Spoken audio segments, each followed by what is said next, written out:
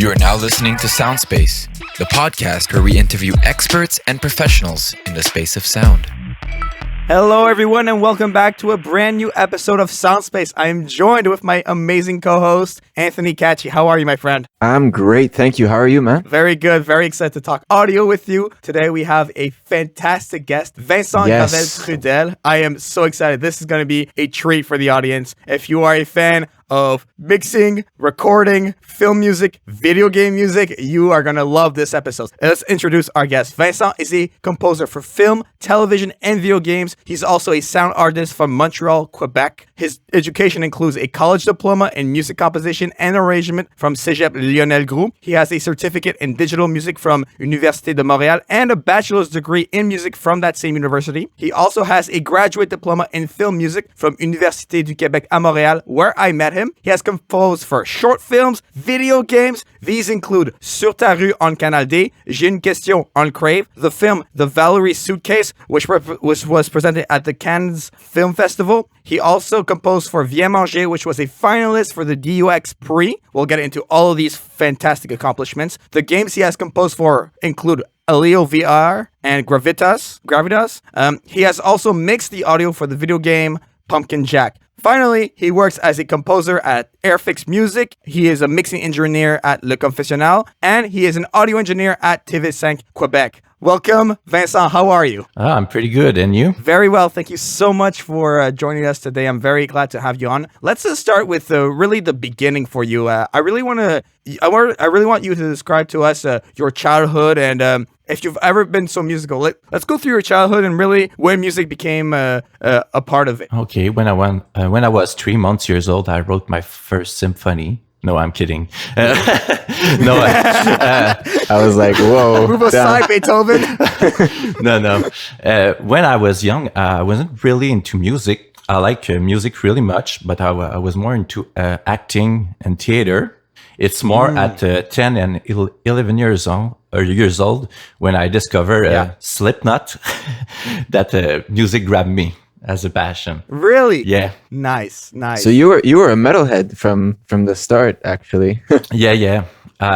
Nice. I went from metal, also after that more to AC/DC, hard rock, then blues, then jazz. So I started by playing guitar. So that's awesome. Wow. Okay. So it was really like those first few bands when you were a young kid. I picked up guitar around the same age, and I really feel like those bands had so many amazing guitar parts, and it always excited me whenever I heard specifically guitar in those songs. Was that the same case for you, and why you gravitated towards guitar? Yeah. For me, the first time I heard some of their riff, it just got into me, and so I was like, how did he did it? How did they did this? So I just wanted to do the same. So and one of my neighbor just got a new guitar, and he showed me how tab work to read the guitar online. So I just started by myself looking for tablature online and learning songs, and I was you learned by ear?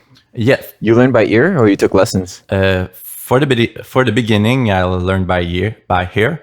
And at 16 years old, I started taking lessons because I wanted to get into music more in an academic way. So right, like a music theory and all that. Yeah, very cool. Right, I see. The so you started with guitar. Were there other instruments that came into play, or was it always guitar for you?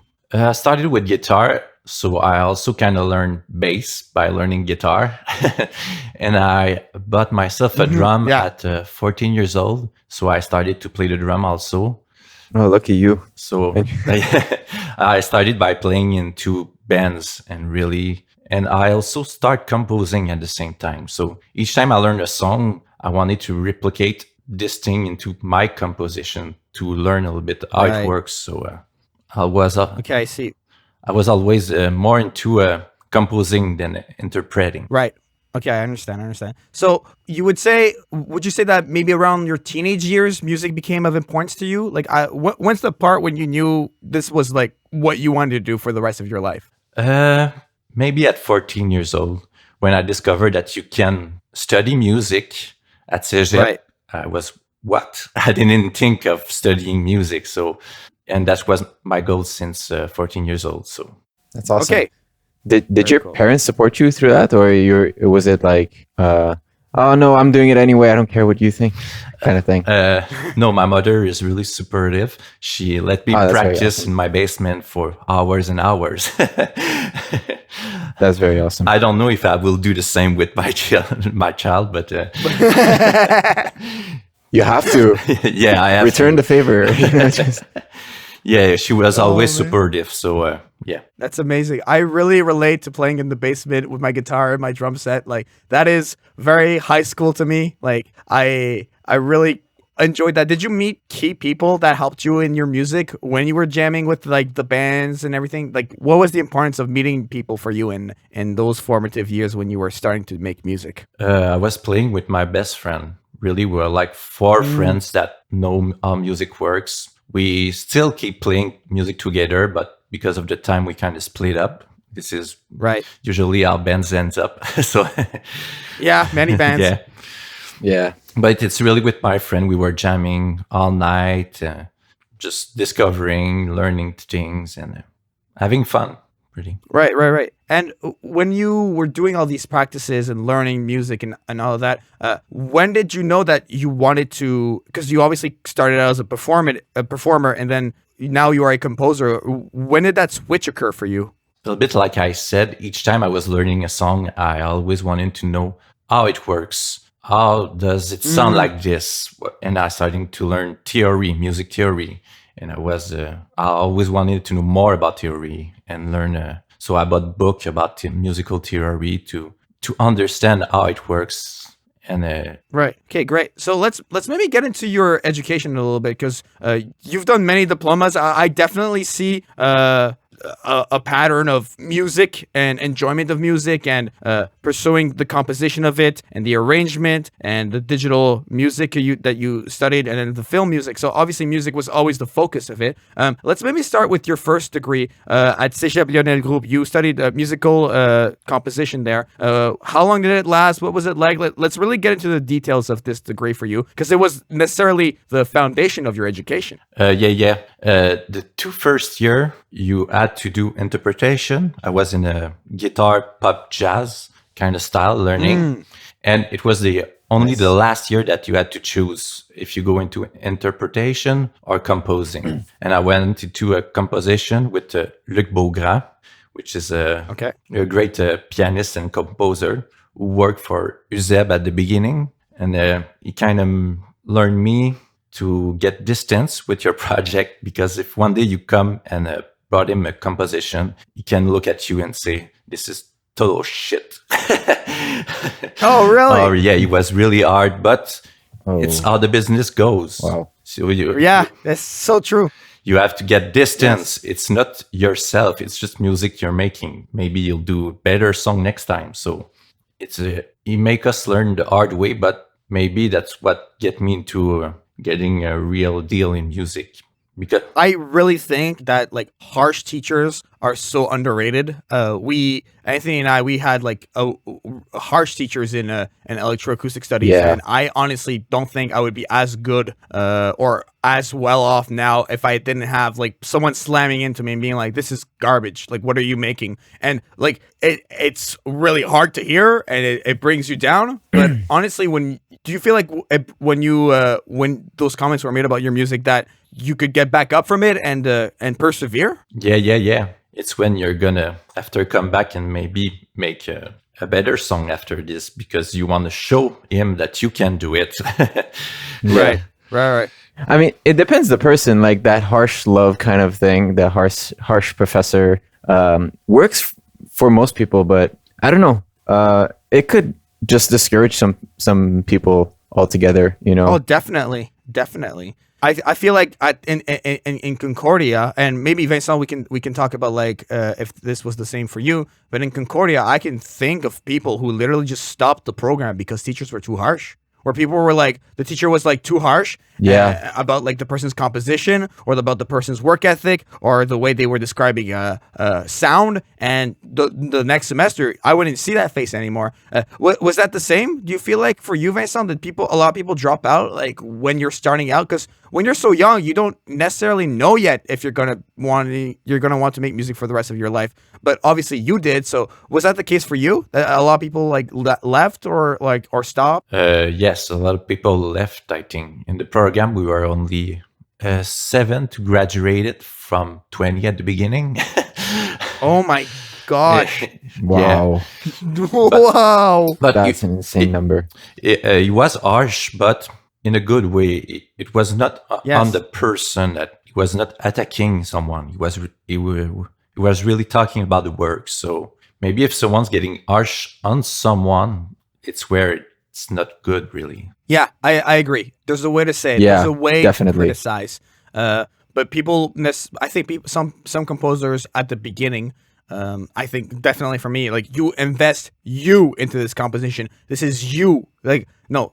You know, this when I compose something, it's me at the beginning. That's how I saw it. And so when you insulted the composition, it's like you were insulting me. But as you said earlier, Vincent, I really think that you need to distance yourself from the composition. When did you learn to do that? Because that's something that's not necessarily easy for a lot of people. Yeah, that's a tough thing. I still have difficulty myself just accepting criticism. Yeah. Me also, sometimes when I work on a cue for a film and I'm, it's really good. And the director says, it's not what I'm looking for. I'm kind of, yes, that's the thing. But after I redo it, a lot of the time I said, he was right.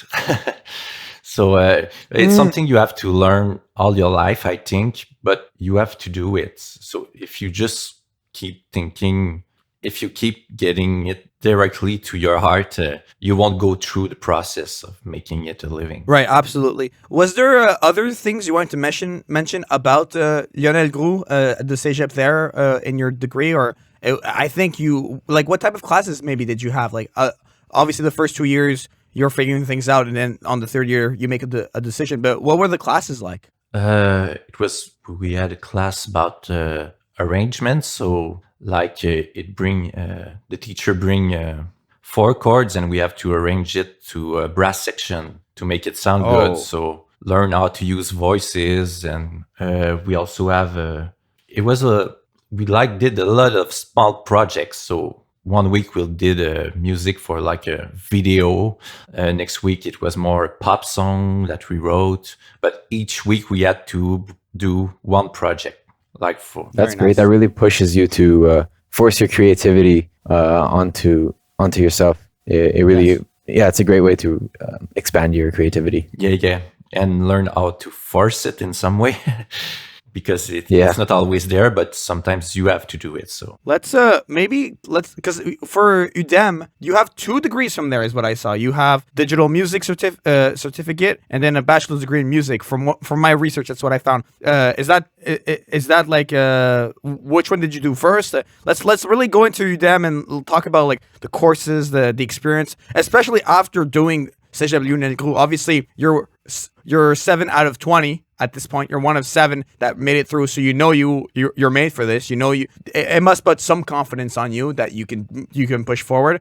Did you do it right away after? Did you was it the same year after you graduated from Cégep? Yeah, the year after I went into a minor into digital music, and after I see. And after I finished by doing a major in digital music. So okay. At first, I wanted to get into the electroacoustic program, but I didn't know much really about this. So they suggest me to go into the minor and then look if I wanted to make to the baccalaureate. But I just did the major because I think what I love about digital music, it make me learn how the sound works. Sometimes work on textures, learn the Pierre Schaeffer way of music. Yes, I know exactly what you're talking about. Oh, yes. With sonor objects, how to work, and really make me look at music from another perspective. And I think it gave me a lot of tools for composing, like now for film, sometimes they want you to make more drones or more ambient, kind of noisy music to a scene, not really with a melody and anything. So it really helped me this way. Yes, absolutely. Let's talk maybe about the classes that you had in that program. Let's start out with the minor in digital music. What were your classes like in that degree? Oh, we had like classes to learn how to use a DAW, just me on the basics. Yeah, the basics. Okay, Logic 101. Yeah, one class really on the microphone, really how the placement works, the X and Y, and all the technique to record sound. We had on really a lot of things. We had creative classes with one of the best teacher I had. It's Nicolas Bernier, who kind of mix music with abstract presentation with visual, and also kind of make music with from objects and programming things to do like a show with objects playing music. It's really kind of I don't know how to say it, but No, I know what you mean. I think it relates a little bit.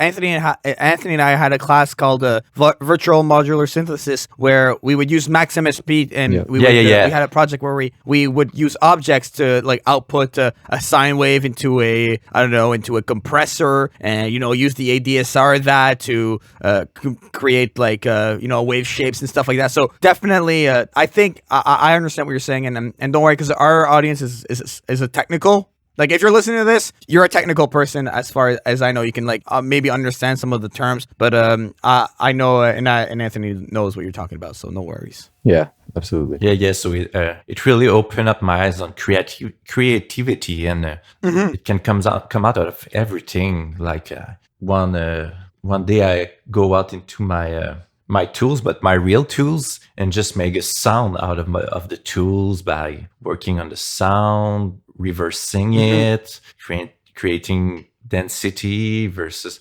So the major in digital music really opened my eyes on this side of music. Right. Absolutely. And then, what about your minor? What was your minor like? The classes, the lessons, and how did it compare to your major? But I started as minor, but finally I did major. But it was the same program, so it. Okay, I see. So you decided to continue. Basically, you did the minor, and then you knew that it was where you wanted to be. Essentially. Yeah, I wanted to learn more. So in 1 year, I just started to get my feet into it. So by 2 years, I kind of learned the basic. But I didn't want it to be an electroacoustic musician. Really, I just wanted to learn. Who wants to do that? Who wants to be an electroacoustic musician? Yeah, it's so lame. What? But some people do it really well. But it wasn't for me. Some people do it very well. Yes. Yeah. Absolutely. Yeah, definitely. Okay, very cool. And was it the same case when you when you started at Lionel Groux? You had a certain amount of people, and then maybe like half of the people dropped. Did you feel like the people around you were more serious in that program? What was the crowd like? Because it was a certificate. It wasn't really a gang of people. It was each course we had different people because. Okay, so you met a lot of people in there in that case. Yeah. I see. It was more an open program, so maybe if someone will come out just to have one course, and so it. Interesting. So it wasn't like the Lionel Groux program where we were a gang that follow itself, but each courses we had different people. Absolutely. Okay, I understand. And was there any other stuff about UDEM that you maybe wanted to mention? Like, what are some like standout moments and lessons that you learned from doing that program? That I love working with sounds. Maybe. It really confirmed it. It's just like a short film I did this week. I record my guitar, but then I try just to take it and erase the attack and reverse it, and just to make it sound not like a guitar, but it's a guitar, but making other sound from sounds. I really loved it. Right, absolutely. Okay, let's go to Cam. I think this is gonna be a very interesting point of conversation, because obviously this is where I met you.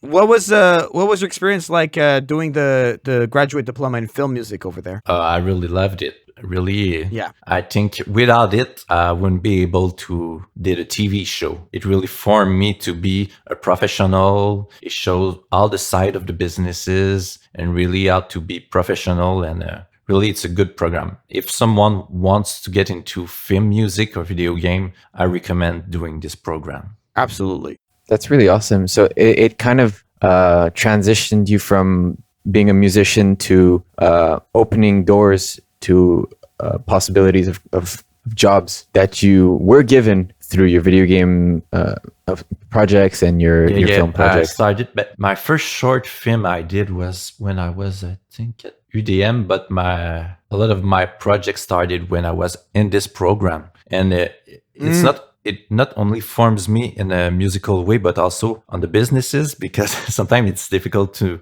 know how to negotiate with someone that asking you to do music for a video game. How much you ask, what should you look in the contract.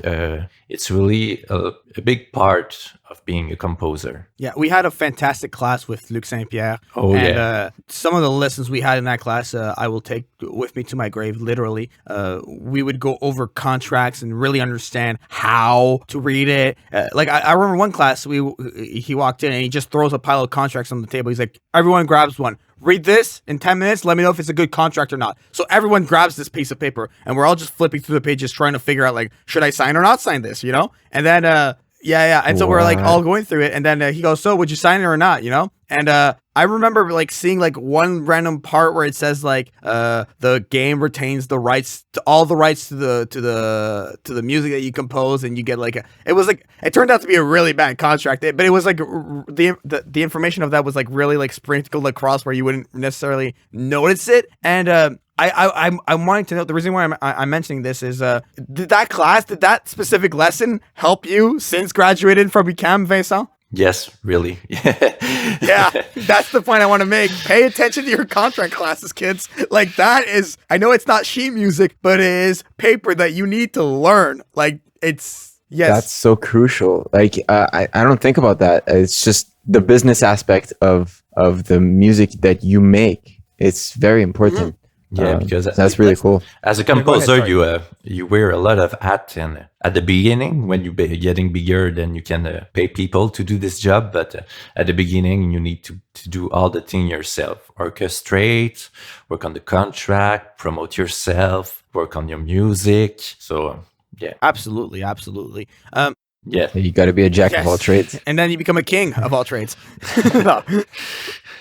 I was wanting to know how do you run the, maybe like we'll get back into UQAM in a second, but I want to ask you, how do you run the business side of things right now, where you're at in your career? You're maybe almost 2 years out of graduating from UQAM. How do you run the business side of your compositions and your project? The business side, I'm billing, contracts, all that kind of stuff, client management. Yeah. I get a little help from a SPAC. Do you know the SPAC? Yes, of course. Yeah. So I send them my contracts to make sure that they're good for me.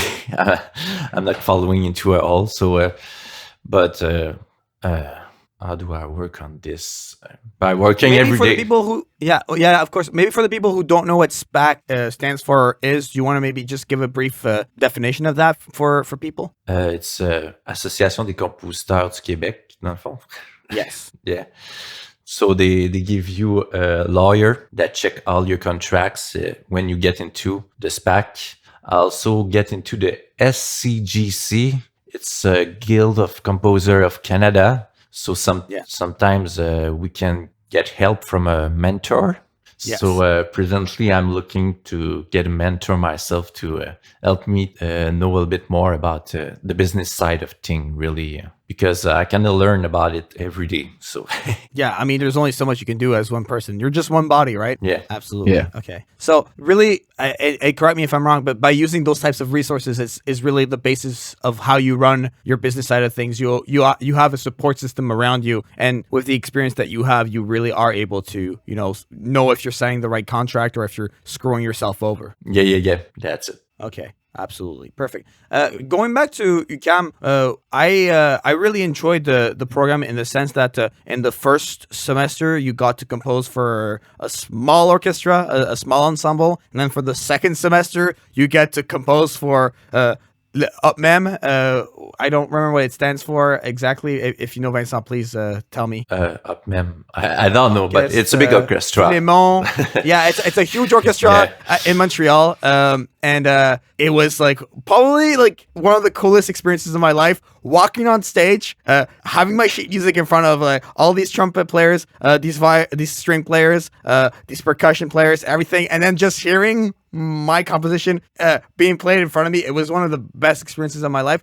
Let's really go into what that experience was like for you, because I think if there was one thing that's special about the program, it's really that. Let's start with maybe the small ensemble. What was that experience like for you? Oh, I really liked it. Yeah, I think it was not the first time. One time I had recorded by music I composed by a band. It was more rock ensemble, but it was the first time more in a classical way that my composition was recorded, and it's a really great experience just to know how to make the part for each player, how a recording session work, how do you leading the session. So yeah, really great experience. Yes.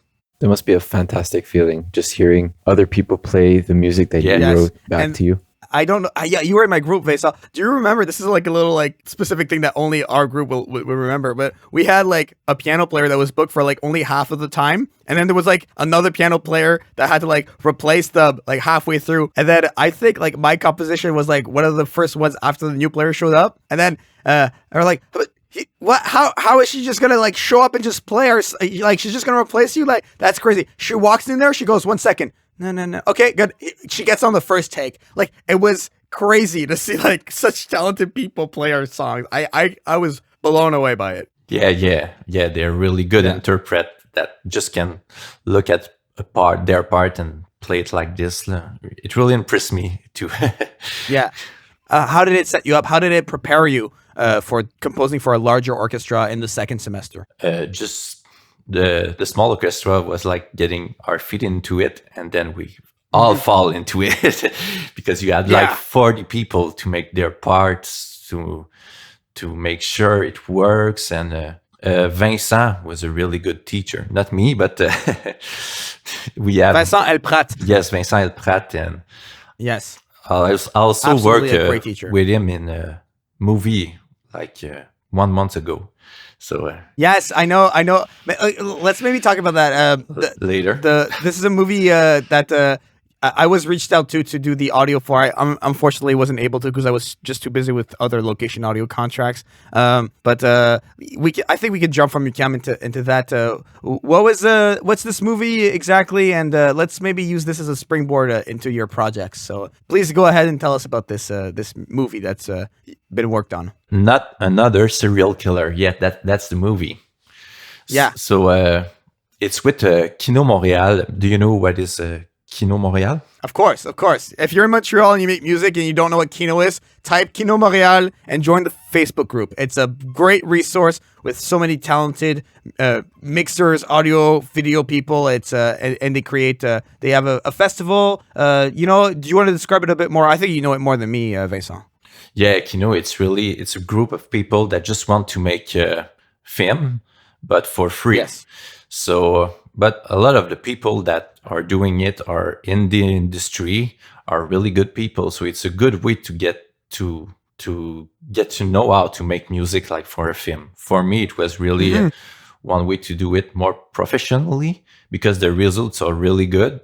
Yes. And it's a great community. So if someone wants to just make film, also if you're not into music, but if you're mixing, if you're sound designer, if you're Foley artist, then it's the perfect place to just get to know people, work on film. And in the Kino, I have 3 films that got into festival. So it has a life after. Yes, absolutely. It does have a life after. So let's maybe, it was called Not Another Murderer, correct? Or Not Another Murder? Not another serial killer. Not Another Serial Killer. Let's maybe talk about what was your role like for that film? What were you doing exactly? At first, I wanted to make the music. So I get into competition with one of my teacher, Vincent Gravel Trudel. And that's something else. When you show up in line and the guy who taught you how to make music is in line, he's like, nah, man, you're not getting this one. Yeah, but he's a really good orchestrator. So he won the music. So finally, I had to make the sound design, and I finally mixed the movie because they didn't find anyone to do it. And it's kind of odd how I learned to mix, because on 3 movie I did, they didn't find anybody to mix it. So I was the closest person that could do it. So I just go on YouTube, look how to mix, and try to remember lessons from in my digital music major. And I learned it this way. And after this, absolutely, yeah. Yes. I really want to hit on something you said there.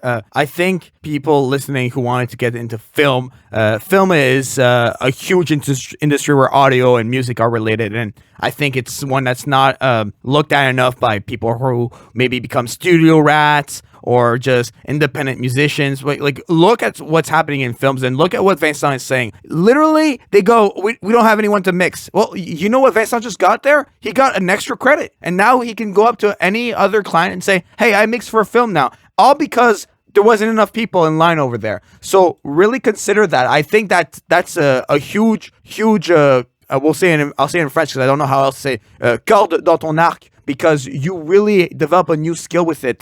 Do you maybe want to talk about the importance of having those types of credits and how it helps you forge forward in developing a clientele? Yeah, because I think every project leads to another project. If I look back at my career, my first short film made me go do music for the Viens Manger, which was a recipe music. And then after this led me to my first TV show, and then my first TV show led me to doing music for Kino, and then everything leads to everything. So just seize every opportunity that you have, because it can bring you something else that you won't know about it. Absolutely. I remember somebody telling me once, never say no to any project. Doesn't matter. If you don't know how to do it, you'll figure it out. To a certain extent, though, like, don't overdo it. No. For the beginning of your career, yes, do it a lot. Yeah, exactly. You cannot say no to anything. You have to respectfully disagree in the sense that, like, I had to say, like, Not Another Serial Killer. I was contacted for that, and I had to say no because I was like, I had so many other projects going on that I knew that if I showed up there with the amount of workload I had with the YouTube channel, the location audio, the audiobooks, everything else that I'm doing, I wouldn't be 100%. I would show up, I'd be tired, I wouldn't be like at my best, and then I wouldn't do the best job I can do, and then they wouldn't contact me back. And this is an industry where everyone knows each other, right? And everyone talks about everyone else. And I don't want to be like, oh, Jaian, he showed up. He didn't sleep the night before. Yeah. He wasn't ready. So I think that you are allowed to say no, but just realize the consequences of that. Like, I think that's the footnote to add. Yeah. You're right. If you're going to do only half of a project, just say no. Because then it just leaves a bad taste in everyone's mouth about you. Yeah. You know? It won't lead to something else, but it can also block you from other projects. So, exactly. You're right. The way I see it is I always say no in this. And this is the way you say no to a project that you don't have enough energy to do. You go, the person says, oh, can you do this for my film? I'm really busy right now. But this project seems super interesting. I can't do it right now because I couldn't fully dedicate myself. If you have anything else, though, keep me in mind because I would love to work with that. You seem to have amazing projects under your belt, and then they'll think about you. You know, that's like the way to say no. That's a tidbit of advice for today, kids. No, you never burn bridges. Never burn bridges. I want to maybe go to the next question here, Vincent, because we kind of touched on it earlier. You obviously were saying how one project led to another. I want you. I really want you to know that like the way I perceive you is someone who has had tremendous success very early on outside of school. So I want to know, what do you equate that success to? Because you've been grinding and working so hard, and it's a big reason why I wanted to reach out to you for this episode. Like, how do you do that? Because it's not everyone that has that switch. I see you all the time on social media. If I look at a Facebook group talking about audio or something with a potential contract, someone mentions you in a comment, or like, and your resume is filled with like all these projects, and you've done a lot. So, what do you equate all of that success to? What's the key ingredient, really? Hard work, I will say, because in all my classes, I wasn't the best all the time. Like in the program we did in the DSS, there was better composer than me, but I think I'm a hard worker. So I just keep doing it. And also I think there's luck. You have to seize the opportunity. If you're someone that's working hard, but don't seize any opportunity, then you won't make it. So it's a bit of luck and hard work, I think. Absolutely. Sure. Well, if you're not seizing any opportunity, you're not really working hard enough. And damn, you just broke the whole myth, bro. Yeah. Yeah, I don't think talent is in the balance. I'm sure talent has a lot to do with it as well, given the amount of projects you've worked on. Like, it has to play a part. It does play a part, I feel like, but I think that like talent, honestly, I don't think talent is super, like, it is important, but it's not the most. It's not enough. It's not For the sure, most it's not important enough. thing when you start out in your career when you're done school. Because the thing I remember when I started working at the studio I worked at when I came out of UQAM, the number one thing that people were like, you know what, we're gonna keep this guy around, was because I was fun to be around and people enjoyed my presence. And you're stuck with these people 12 hours a day. Like, you better not be like annoying or like a D-bag, you know what I mean? Like, you don't want to be like a person no one wants to be around. I think like hard work trumps talent every single time. I think like Vincent like nailed it on the head, and literally like he's the proof of that. Like, he works so hard and he's there because of hard work. Is like, I knew the answer of the question was going to be that, but I also wanted to hear you say it, Vincent. You know what I mean? Because it really is the key. Yeah, you need to just make the best you can, work on it, and when there's a chance of something, just grab it, and it will work. I think, but sometimes you can work hard and you don't have the chance or the opportunity to do something, and that won't happen. But it's bad. It's sad. Yeah, absolutely. Let's maybe another follow-up question to that for me would be, you were obviously going back to how one project led onto another. When we read your introduction, you obviously have had music play on mainstream Quebec television channels. I'm thinking mainly Canal D here. How did you manage to have those compositions break into mainstream Quebec television? That's like a big deal for someone who wants to do film music in Quebec. Yes, I was also surprised 1 year. I think 3 months after finishing the program, someone approached me. That's crazy. 3 months. But 3 months, yo. Congrats. It's someone that knows someone that just post my demo reel on his Facebook page, and then the producer of the show kind of listen to it and says, oh, it works perfectly for a crime series. So this is how it leads to my first Sur ta rue at Canal D TV series. So after, they just called me and I said, they say, do you know how it works for television? And I kind of lie a little bit. Oh, yes, I already did it. Back to what I was saying. Yeah. Just say yes. That's awesome. And then they asked me to do the theme music and also like 12 minutes of steams of music to put into the show. Yes, stingers, right. Wow. Okay, fantastic. That's amazing. Congratulations to that. Like, when I was doing my research, I was like, what? I just couldn't believe it. It's great. Yeah, that's a pretty huge step. That is a fantastic stepping stone. What about J'ai une question? What was that like? How did you find what was working on that project like? For this project, it was the same producer, so he loved working with me. So he decided to bring me back for J'ai une question. So J'ai une question is a more documentary series of 4 short episodes on with Oh yeah. For J'ai une question. It's with Laurent Duvernay-Tardif, who is doing the documentary. Each episode is about a different subject because he know a lot about medical stuff and also sports.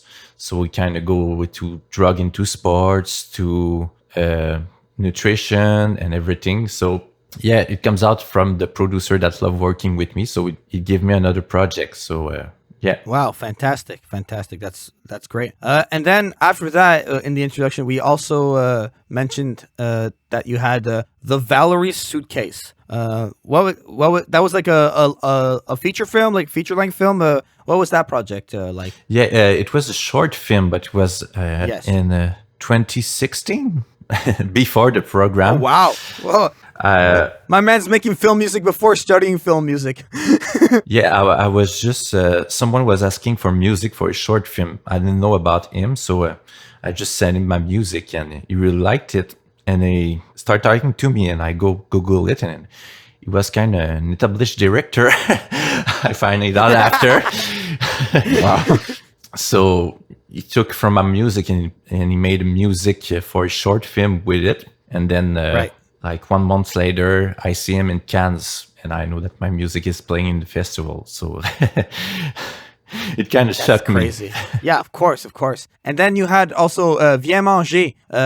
What was that experience like? Viens Manger was a project with the Montreal University, with the nutrition department. So they were doing a recipe video, and they needed a little background music for the recipe. So I did like some little music in the background for this recipe, and it went to the finalist for the Duke's Prize, which is a prize for everything in alimentation.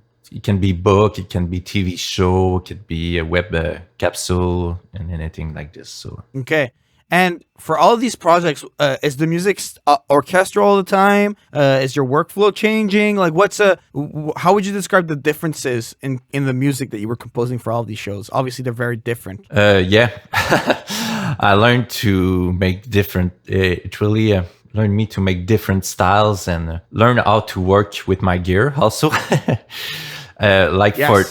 For Viens Manger, I was only starting making music into DAW, so I listened back to it and I will do things differently. But it's a project that lead me to something else, so I embrace it this way. But each project I kind of learn how to set up to be more efficient and to have a better audio quality to it also. Of course. Yeah. Okay. And does your workflow vary depending on the type of project? Like, for example, when you're working on a film versus when you're working on your game compositions? And if so, how is it different? Yeah, it's really different. For game, it's really, you look more in a vertical way. So you kind of compose segment that can lead one to another and that you will put into a wise.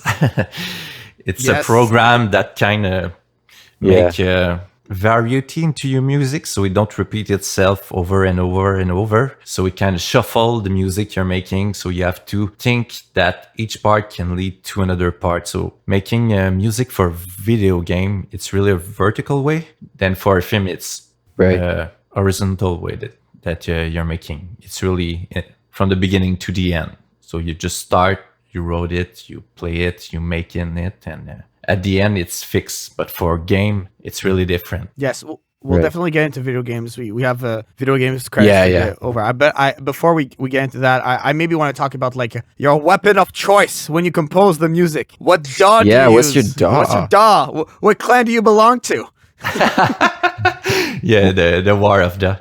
But I really started on the Logic because I'm a Mac user and I find it really friendly. Okay. But since 2 months, I start to go on Pro Tools because we've gained an Jaian is so happy right now. In the DAW Wars. We have Vincent now. Curse all of you all. Yeah, but with Pro Tools, I think you have more possibility to work. Also for the mixing part of it, it's really easier. And started working for a company. I work into Pro Tools, so I kind of learned all the shortcut for Pro Tools. When I get back to Logic, I kind of did the wrong one, so now I'm buying Pro Tools to just to get into Absolutely. one. Yeah, absolutely. Like I know it's been said over and over, and I know it angers people what I'm about to say, but it is the industry standard. Every studio works with it. You need to know Pro Tools if you want to work for certain companies and keep your doors open of opportunity. So I mean, I'm happy that you're doing it now. I think like anyone needs who wants to do this, if they want longevity, Pro Tools is essential. Yeah, Absolutely. For sure. I mean, it's the standard for a reason. yeah. We were in the program in the DASS, and then Simon always said to everyone, get into Pro Tools, and I was still getting Logic, but now I understand what he was saying. Now I'm getting into Pro Tools. But also it's really good for mixing because routing for like a 5.1 mix, Yes. it's really easier in Pro Tools than Logic. So Yeah. I mean, they have a new, like, let's get a bit geeky here, but I think they have a new Dolby Atmos integration in Logic in the newest version that came out as we are recording this. I was watching a video for that, and I mean, Logic is nothing to scoff at. It's definitely a powerful DAW, and it has its points. I think that for composition, Logic trumps Pro Tools any day of the week. The MIDI workflow is just way smoother, in my opinion. I've used Logic quite a bit, especially when I was like at Concordia and doing my covers. Then, what do you think? Like when you look at Pro Tools versus Logic, like what do you do in each DAW? Like which one do you compose in the most? Which one do you edit in the most? What's the chart like in your domain? yeah, like you said, Logic is pretty easy to compose and it's pretty quick. So you can find good sounds really quickly just playing it. But at first, before knowing Pro Tools, after when I was mixing, I was getting into Reaper. Yes. Yeah. But now since I'm mixing more into the Pro Tools. So, but now I'll try to start from the beginning into Pro Tools. But I'm beginning into it. So Absolutely. I think like Pro Tools is great. And if you need help, I'm here. I've been using Pro Tools for quite a bit of time now. And okay, thank you. always glad to give you a helping hand.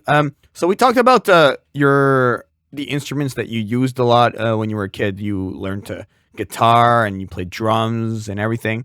Let's maybe talk about virtual instruments that you enjoy using. What's your go-to? Are you in Omnisphere? Because that's my go-to personally. No, I'm not into Omnisphere. I'm really more into Spitfire audio for my. Oh really? Oh okay. Yeah, Interesting. because with Omnisphere, I think everyone uses it. So when you're making a project, you can hear the same sound going over and over. That's a fair criticism. That's a fair criticism. Yeah. For more the synth part, sometimes I go into Arturia for the digital version of analogical instrument that costs too much to buy. And also, but I try most of the time to record real instruments. I find it that it really step up the composition just to have. Sometimes just I'll put a guitar over some synths and you can hear all the subtlety that the human side of it into it. Sometimes when you use too much VST, you can get it sounds like a machine. So yeah, it's incomparable, the difference between real instrument and VST. yeah. Yes, absolutely. The best is to mix the two together. Yeah. I mean, it could be aesthetic too, but yeah, I agree. Mixing the two together is fantastic. I was personally, like for my piano covers, I'm always using the Arturia piano. Actually, I'm gonna ask you, Vincent. So this is I need some expert composer advice here. I was thinking of getting Keyscape. Have you had any experience with Keyscape versus Arturia piano? I'm like looking at like if I should do the jump or not. I know that a lot of composers are using Keyscape, but me also, I'm using the Arturia piano for my composition. So, Okay, then I'm staying with Arturia piano. It's the bomb. yeah, sometimes you need to tweak the sounds a little bit, but There's pretty good Yes, sound in I do it. find myself tweaking. But I think Keyscape is also pretty good. So No, yeah, it's fantastic. I mean, my go-to is it Japanese Studio, the Japanese Studio preset in our Arturia piano is great. That's most of my covers may have used that one. okay. Yeah, let's talk about maybe we talked about your DAW. Let's talk about maybe like your studio at the moment. Like, what do you record into? Do you have any gear that you like use a lot? Let's get into that, the physical side of it. Yeah, I got a mixing board to mix because I don't like to mix with the mouse. I like to, Oh, fair. yeah, I really like to go with the fader because also something that Simon told us when we were doing the program, when you are going with the mouse, you're going with your eyes, but with the fader, you're really listening to how it sounds more. So yeah, I found it really useful. So I have a Yamaha mixing board.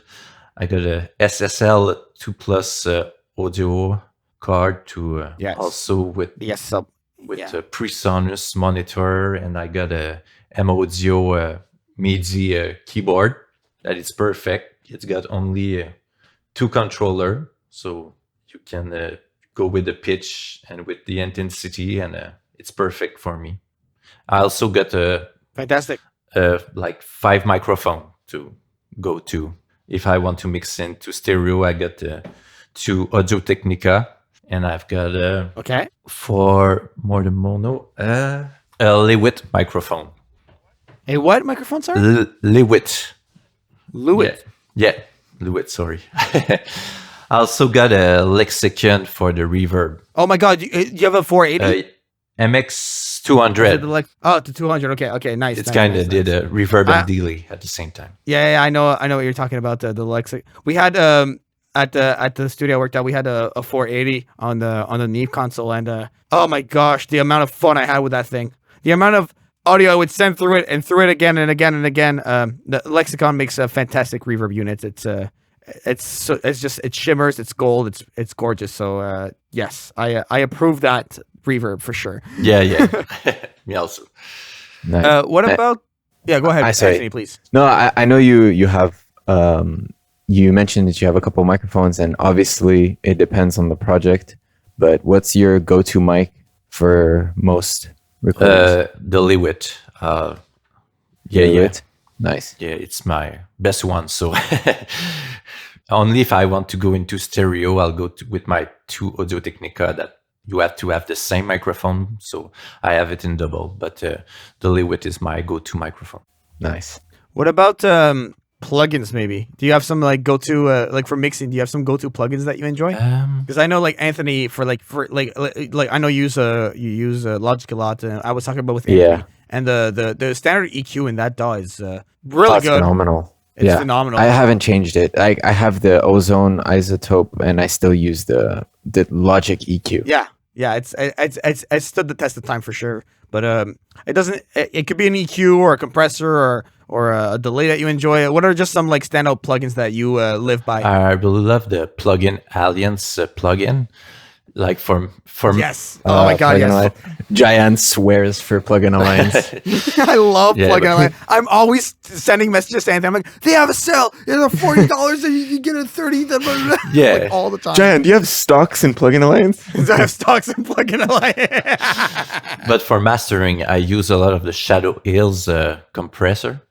Yes. Yeah. Yes, Yeah. I use the same. Yes, it's the best. We had a physical one at the studio. Oh, really? Oh, shit. Oh, yeah. Oh, you put that thing in there, and like your audio is like, okay, time to grow up. Yeah. Time to like become an adult. You know. It is fantastic. It just Put that on everything. Yeah, exactly. It's like what is it? The hot sauce. Yeah. Yeah. No, it's like it emulates the mastering compressor pretty good. And then you got like optical and discrete compression sections. So literally you have 2 stages of compression with that thing. You can mono make with it. And then you have switchable output transformers. It sounds great. They have like fantastic presets too. Like sometimes I literally slap on the preset and I barely have to tweak anything else, and it sounds great. So I love it. Yeah, a lot of time I just put it at the end when I want to master something, and the mix just come out with it, and it's really Yes. Yeah. I also have all the Waves plugin. Yes, Waves is great. Yeah, sometimes that I usually go to, and also like you said, the EQ into Logic that's in it. Sometimes I use the reverb, or sometimes really? sometimes, or I use also Valhalla. Valhalla, Yeah. yes, Valhalla, Valhalla's great. vintage verb, Yeah. all day, every day. And pretty that's much it for the plugin. Great, yeah. We're not gonna like go through your entire plugin library because we'll be here till like 2023. So let's, Anthony, you wrote a question in the document that I think is really interesting. I'll let you ask it. I think it's. Oh, well, yeah. Do you work in multi-channel and from your studio? And how often do you work in multi-channel if you do? Given that you work in film music, What do you mean by multi-channel? Like 5.1. Like 5.1 or more. 5.1. When I'm composing, I way to add of the composer. I don't usually go to 5.1. It's more when I'm the mixer that I put this at. Okay. And when I mix, it's for two company right now. I mix for TV5, and also Le Confessionnal, which is a post-production company.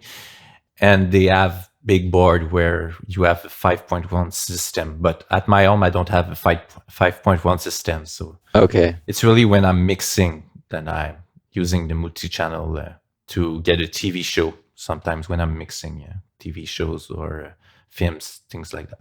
Okay. Absolutely. Let's. You mentioned a couple of companies you work for, and I think it's time to get into that because it's fantastic projects that they do. Let's maybe start with Airfix Music, the one that. Correct me if I'm wrong. You got that gig when you were still at UQAM, right? Because I remember a teacher mentioning it. We would always have a segment where the teacher would go, "So, how's your career going today?" And then I was like, "Oh yeah, I just got hired. Nah, I make music now, like for libraries." You know, everyone's like, I did my assignment this week." You know, like Yeah. let's talk about Airfix. Yeah, I Music. got it. It's from a friend of a friend who started platform like 2 years ago.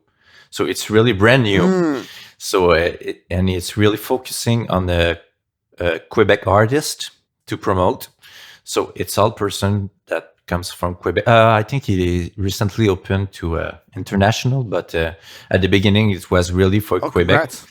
So yes, he just started a platform, so he was looking for composer. So someone said, "Hey, I know you did some composing, so you should meet him." So I talked to him, and he said yes, and I started to compose for the platform. Amazing, absolutely amazing. And what kind of projects do you do for them exactly? Like what kind of music do you compose and everything? For each platform, it works differently. For this one, I just submit music, and he accept or decline it. And if he accept it, he put it into the platform, and people can buy it. So it's pretty that much. Yeah, that's great. That's like that's some good dispensable income that you can it just kind of comes in when it comes in. That's fantastic. What about later on? You started working for Le Confessionnal. What's that company exactly? It's a company in Montreal that's doing post production for a TV show mostly. So they do a bit of sound design, but most of the time it's mixing. So Okay. I kind of mix some show like a TV reality show, sometimes that play on TV, and also more émission jeunesse. I don't know how to translate. Kid shows also. So it's mixed. You receive all the audio part, and you have to make the balance so it sounds right, and EQ things, put a little bit of compressor, and make it work for the television. Right. Do you do this at the facility or from home? Like what's with COVID and everything? No, they have a studio in downtown Montreal.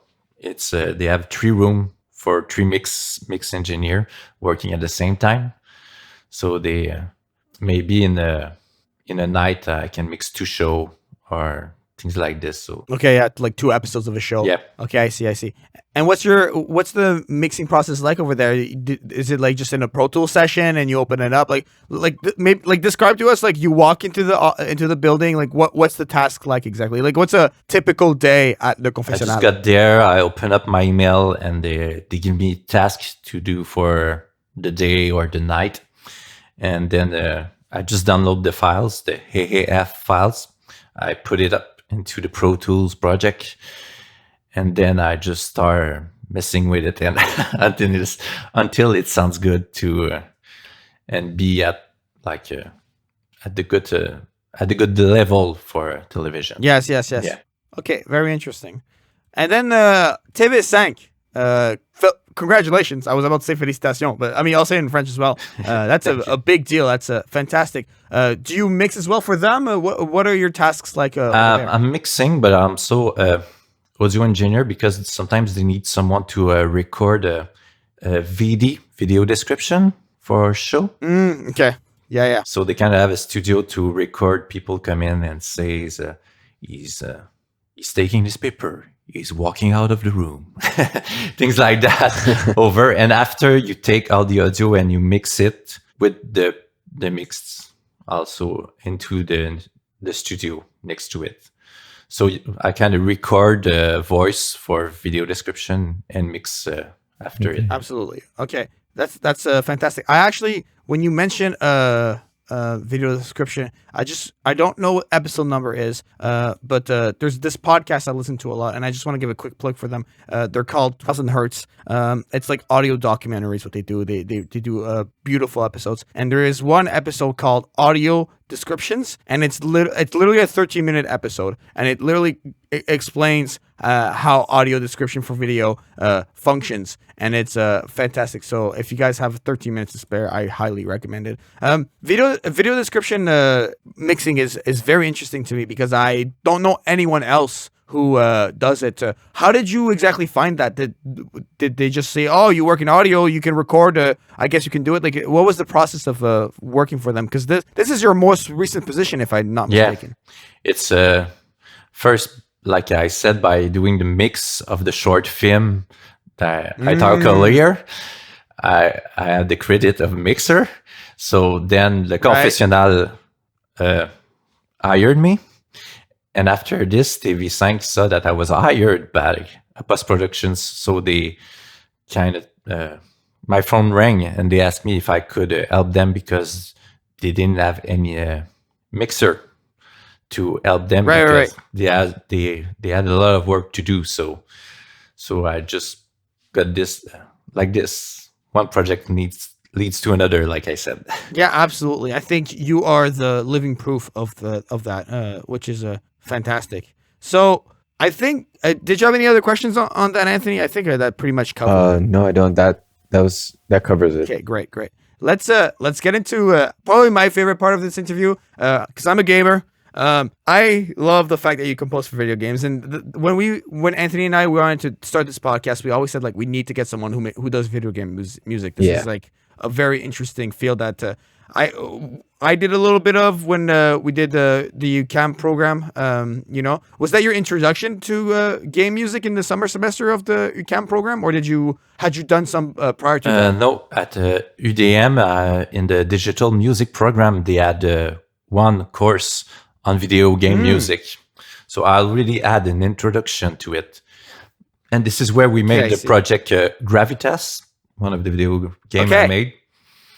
I made more of the sound design of it. It's a kind of a puzzle game where you move a little robot that needs to escape a room, but you need to move objects in a certain way so it can have a door to escape. So this was my first video game I made, and I love it. It kind of makes me realize the creativity into music for video games. Like I said earlier, working with Wise, it's completely different from just working in the DAW. Yeah. You work mostly with, you work mostly with Wise, or you touch on other softwares like Unity? With both. Like in a project, I'll start on Wise. Then I'll integrate Wise into Unity, and into Unity, I'll go a bit coding to declench events. But so I'm working on both. To trigger events, yeah. Okay, I see. Game music has always been very fascinating to me. I think you touched on it earlier when you were saying that in game music you compose in layers. I think that the key difference between composing in a DAW and composing for video games is that the music literally becomes interactive. Do you want to speak to maybe how much of a difference that brings, the fact that music is interactive versus just a standard soundtrack that you hit play on? You have to compose in a different way. Like you say, you can compose by layers. Like for a more recent game, Aleo VR. Yes. It's I compose by layers for the lobby soundtrack. So it won't repeat itself for 20 minutes. So I just kind of put a flute, then I put guitars, then I put a lot of instruments. And each time it plays, the Wise choose only 3 tracks, 3 instruments that play at the same times. And he switch over times. Oh. So it's the same chords that goes over and over, but not the same instruments or same melody. So you can be in the room like for 20 minutes and never heard any repetitions. Oh, nice. Yeah. That's very cool. Very, very cool. And then you also had Pumpkin Jack, which you mixed for. You didn't compose for that. What's that video game about exactly? Yeah, but for a lot of video games, I collaborate with Johan Jagger, who is a really good composer, really specialized into video game. And he's really more a classical composer. And I have a background in more digital and how to mix. So he approached me to mix his stuff so it can go into video games, and also help him with the Wise process, because he's really a composer going with the pen and writing on the piano. So I kind of help him mix his things so it works with the game. Right, absolutely. We did a Pumpkin Jack, and I think we did also a track for Ark. Do you know this game? Oh, Ark? No, I didn't find it in my research. Tell us about Ark. He did a track. It's when you're on the moon or something like this. But he made the music, so I help him.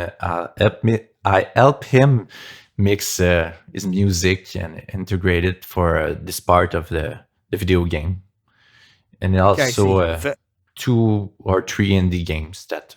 So I collaborate with him as a mixer. Okay, I see. So how many video games do you work on in a year? Maybe does it vary? Not much. I'm working more into films right now, but just yesterday, I received that I'm gonna have 2 new video games that I'll be scoring next year.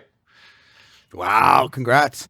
Because the company Aleo VR, for which I worked, decided to engage me on 2 other projects. So.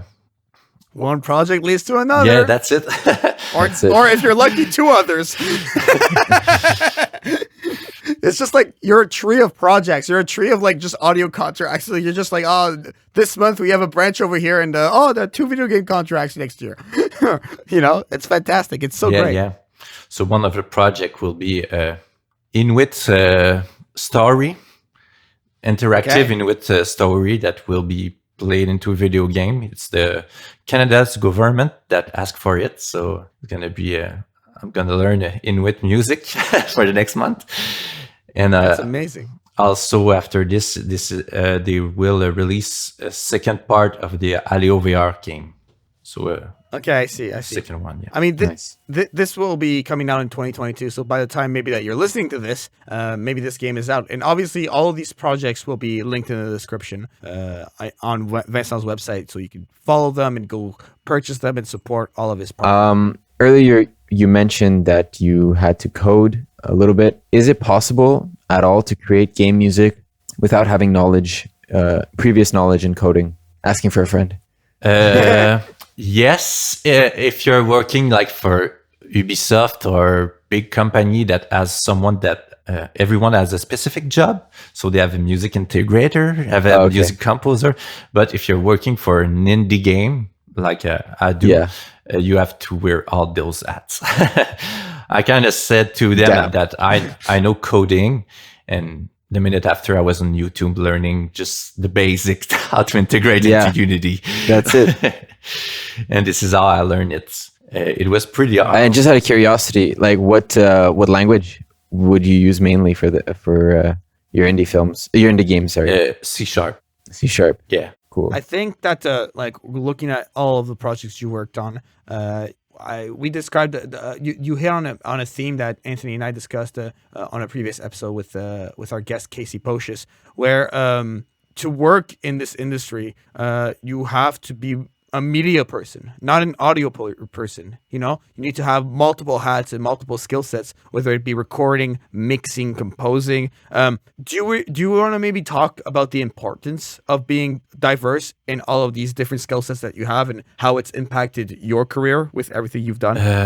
The impact is I don't have much time in my life left, but for now, you're working on 2 projects, and when you have free time, you're trying to promote yourself, or you just try to learn some new technique of recording. Just you always have to do something. It's Yes. yeah. So you getting kind of, it can be épuisant. Yeah, it can be tiring. Yes, it can be tiring at long, but when Yes. you start, you need to wear all those hats. And after, like I said, when you have the money and the prestige, then you can ask someone to do part of this job, so you can delay part. Yeah, I kind of have a 2-part question here. Okay. Out of all the projects you have worked on, which one has been the most challenging, and which one did you have the most fun with? I will say the most difficult one was Aleo VR, because I didn't do any VR before that. And I also, it was my first time integrating all the music, and I also did the sound design into Unity. So that was the most difficult project I did. But I think at the same time, when I see the results, it's the one I had the most fun doing after. Yeah, usually it is. Yeah. The one you have the most time with, looking back at your baby. Yeah. And For sure. and with video game, it's something I want to get into a little bit more over the time, because it's something I really love working on it. Absolutely. I think that video games is a path that I definitely see you continuing in, and that's fantastic. I really think that you do well there. You perform very well. I remember seeing your projects in the video game music course, and I was like, okay, this guy knows how to do game music too. Okay, sure, that makes sense. You know, absolutely.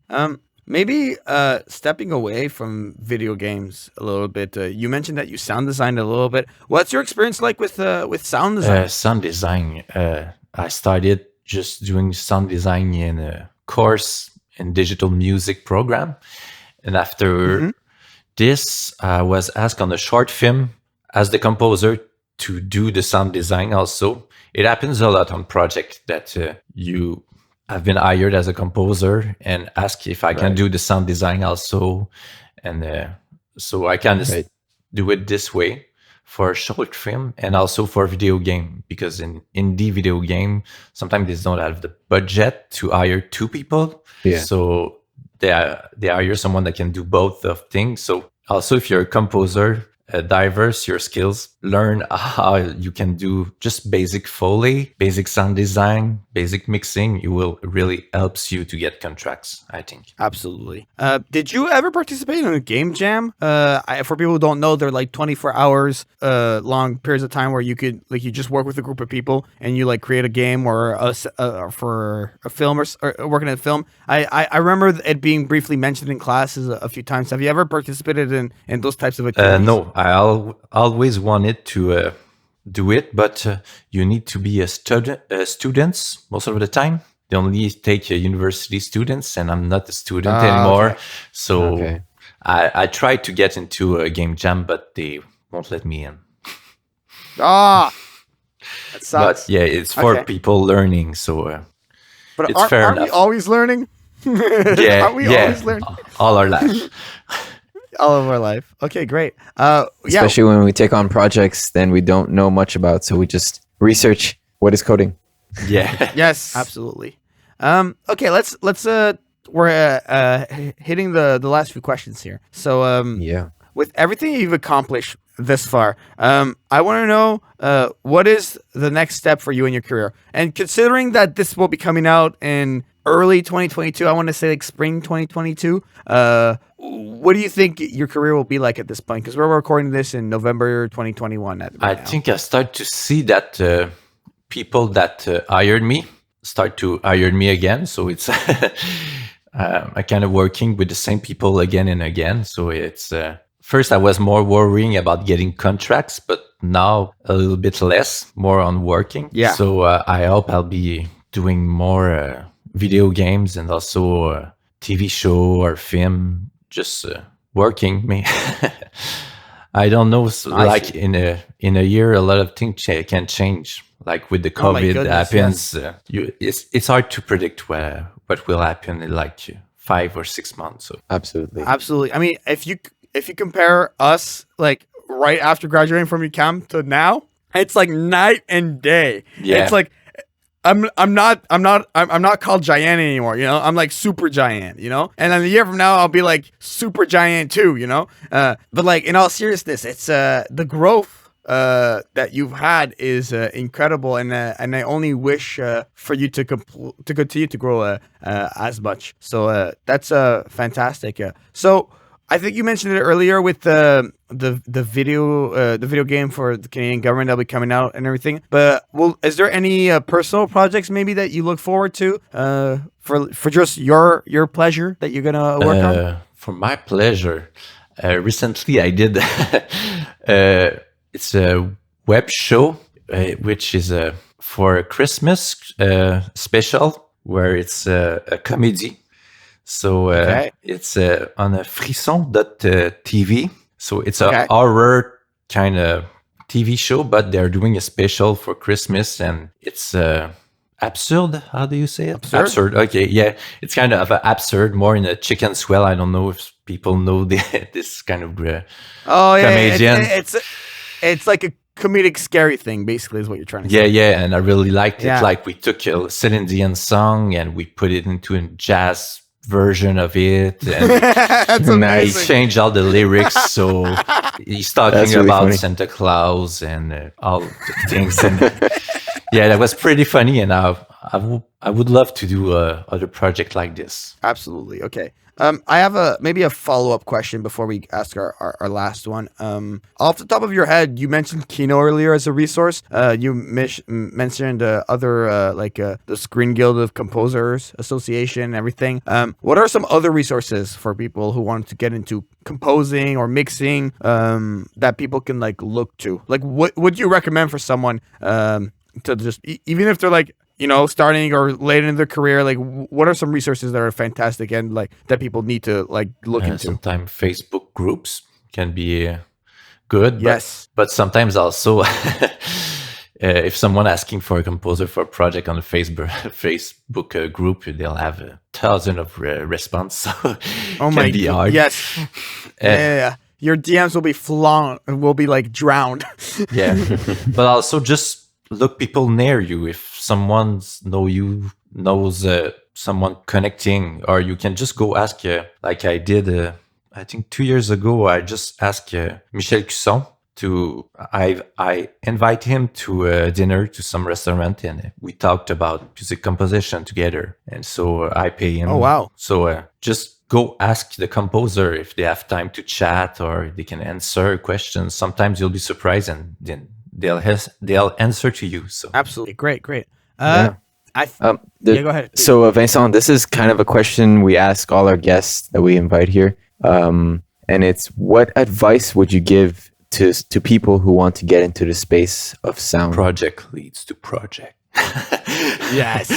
Project leads to project. I think that's the theme. I think that's the answer. Honestly, like you can't deny that. Like I completely agree with that. That I wouldn't have said it any. For other me, way. this is what works. So maybe someone else will have another answer to this, but for me, this is my key to success. So I'll say just do projects and it will lead to other projects. Yes, and maybe at the beginning, some of those projects won't be paid, and that's okay. When you're starting out, like there is no shame in that. I want to say, like student projects that I did at CAM weren't paid, but I used them on my credits and my resume, and I've had people watch them and be like, wow, those look great. Can I hire you to compose weird electroacoustic music for my film? Yes, you can, So absolutely. Before we leave, Vincent, please let everyone know where they can find you. What's your social media? What's your website? Everything will be linked in the description, obviously. But please tell people where they can find you. We have my website. That is www.vincentgraveltrudel.com. Also on Facebook, I have my musician page, Vincent Gravel Trudel, and that's pretty it. Okay, perfect. Anthony, if people want to see your logic-based compositions, and I'm talking about the DAW, no, I'm kidding. Where can they find you? Of course, yeah.